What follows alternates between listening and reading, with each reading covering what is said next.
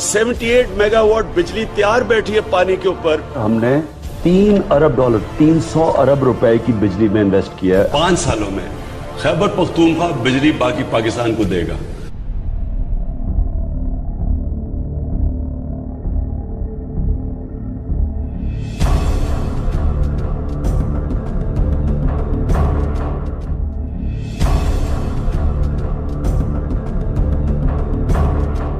Technical चीजें, खान साहब को तो टेक्निकल चीजें नहीं पता।